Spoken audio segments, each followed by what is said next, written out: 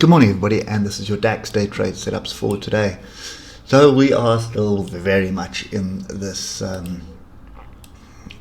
sideways consolidation here. We've been there since April, and it doesn't look like there's any reason to be even thinking that there's going to be a change out of this. So this is a massive consolidation, and the longer it consolidates, the higher the break, or the more violent the break's going to be.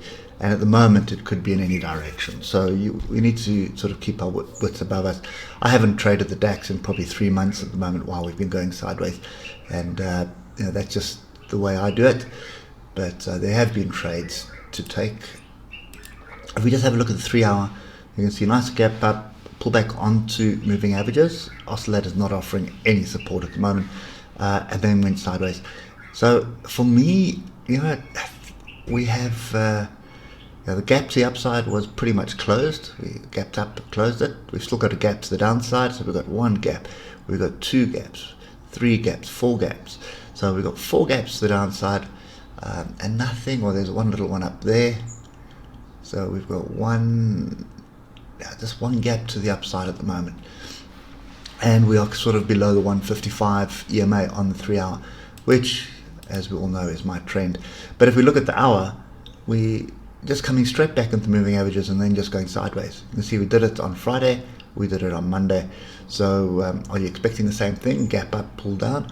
I have a feeling we're going to open fairly flat or slightly down, and we're just going to muck around here while we wait for things to happen. Bear in mind that there are elections going on in Germany as well, which could be impacting this.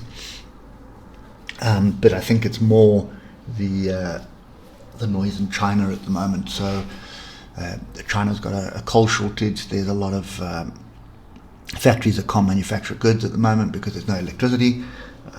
So that's the one side of it. Then you've got the property market that kind of looks like it's falling apart. Then you've got the feds that, well, not the Fed, but the US government that can't come to make a decision to make sure that there is money to run the government. So that's still in the air. That comes to an end on the 30th. So you've got politicians meddling everywhere.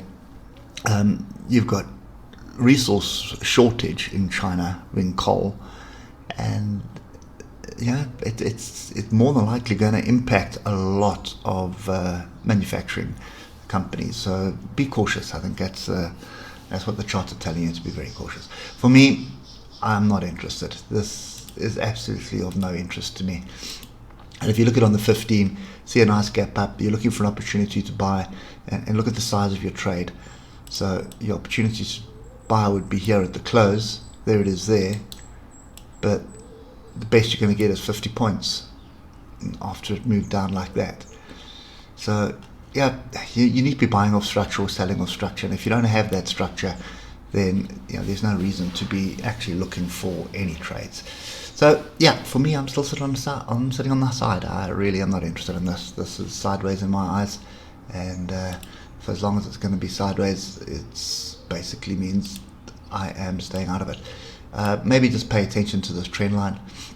If this trend line gives, ultimately want 15.551 or 15.550 to go. If that goes to downside, then I'll be tempted for some shorts to come and close these gaps to the downside. So that's kind of my only structure. See, I'm not interested in longs at the moment. It's been way too long sideways. So anyway, that's me at the moment. I'm very much confused with the DAX, and as a result, we'll just sit quietly until I see a sure bet trade that I can take to make some money out of it. Otherwise, I'll keep my money in my pocket. Probably safer there anyway. I hope it helps, and we'll catch up with you tomorrow morning. Cheers for now.